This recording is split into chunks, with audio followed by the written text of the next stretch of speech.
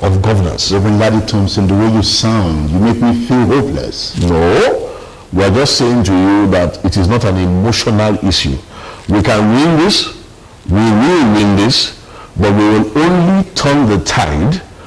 Well, let's put it like this. If a medical doctor is in emergency and you bring in a patient with broken bones, blood everywhere and everywhere, the relatives are crying, the drivers are crying, and then you go to the ward and show the doctor, and the doctors are there crying as well. I mean, you might as well know that this is a for a case to be foreclosed. But I'm telling you, I've worked in this field for more than 20-something years.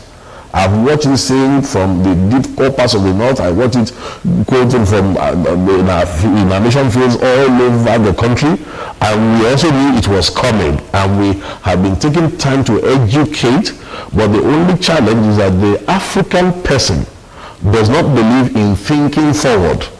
He waits until a problem becomes immediate, and then he wants, to shut the whole world down. You can see regional organizations are beginning to spring up to say, no, we are going to protect our land. They are playing into the hands of this narrative. In Benin City, rituals are being carried out. You heard people in Benue, in the Middle Belt, coming out to say it's time to defend their land. Yes. What does this portend? Well, this portends confusion, and I'm going to tell you why. It portends confusion because what you're dealing with is a narrative where the masterminds are global masterminds. But this global mastermind also have local collaborators. They have local offices that have been penetrating for years. We can break that penetration, can't we? Well, the first things first is what I'm telling you right now is that, let me give you a good example. Remember that there was a time when the Nigerian army itself was obviously infiltrated. There was a time the Nigerian army became so unprofessional. So Jonathan was right. Well, these are issues that we said Boko Haram members were in his cabinet. Well, this was after the fact. I remember that he made that comment after we had been prodding him for quite a while. And I remember that initially he did not. I'll give you a practical example. I was a part of the background team that worked behind those who went to Washington in 2012, was that, for the FTO, Foreign Terrorist Organization Declaration of the Boko Haram. At that time, the Nigerian government officially was saying no, that this leader should not be affixed. Why? Because there were roles within the government misinforming and disinforming. So you see, we can't close our eyes to realities. Watch people die. Look, the only reason why I say these things is because I've seen enough bloodshed. Can this army tackle it? This present army? Now listen to this. This is a new kind of war.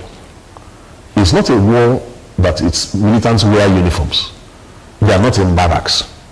It's a new kind of war that requires a lot more intelligence than all these kind of things that we are talking about here. Okay? This is a new kind of war that will use a woman as a weapon. It will use children as a weapon. It will store ammunition, whether in a mosque or in a church, it does not care. It's a new war form that you need to calm down, understand first, before you begin to continue it as other nations. You are a security consultant. Where are these weapons coming from? Well, you should realize again that I said to you that you're dealing with a global problem.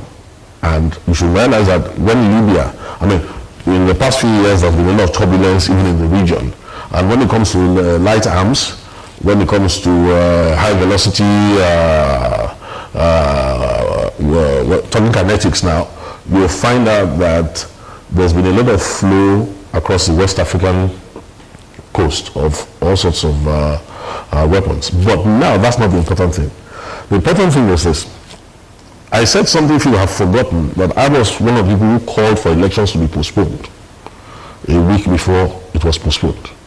And if you remember, one of the things I stipulated on national television, or at least on the station that had coverage nationally, was that I said there's a need for us to rearrange the security appointments of the country.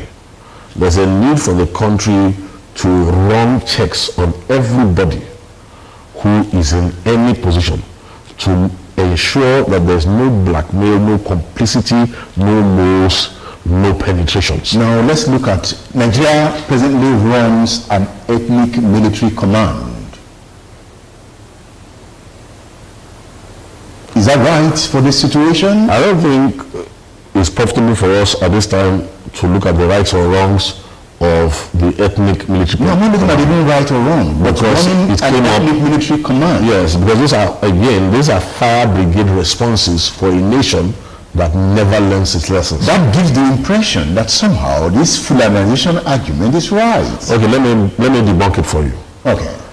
There are at least in many countries across the west coast of Africa, Yeah. the Fulanese have a majority in Guinea. The majority in Guinea has never produced a president there before. Now, if a Fulani majority automatically means, oh, they must be presidents, how come in that nation, even though they are the largest, largest, very appreciable percentage in Guinea, how come they've never produced a president? Secondly, the Fulanese have a leadership skill that's a part of their enculturation. So at least 4 countries have Fulanese in their leadership, presidents and vice presidents. Sierra Leone is one of them. I believe Nigeria, Sierra Leone, and I think 2 others in West Africa. Now, in which of those countries have the Fulani overrun them? Now, let me quickly make this point for you. The Fulani are a symptom. The intelligence behind the Boko Haram is the same intelligence behind the Fulani, is the same intelligence behind in fact, the ISWAP is about the cleanest open face of it. The funding behind all these things. I'll tell you, I was in the fields. The ancient Fulani narrative was bow and arrows, this and that and that and that. The global one is the one that took people for training, is the one that, I remember when they were first teaching them how to make bombs, they were blowing themselves up in northern Nigeria, if I remember very well.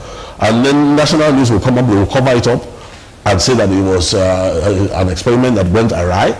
So what I'm trying to point out to you now is that if we continue not to be intelligent about the way at which we're going about this thing, it never bothers to attack until it has infiltrated to a particular point. Do we need to restructure Nigeria?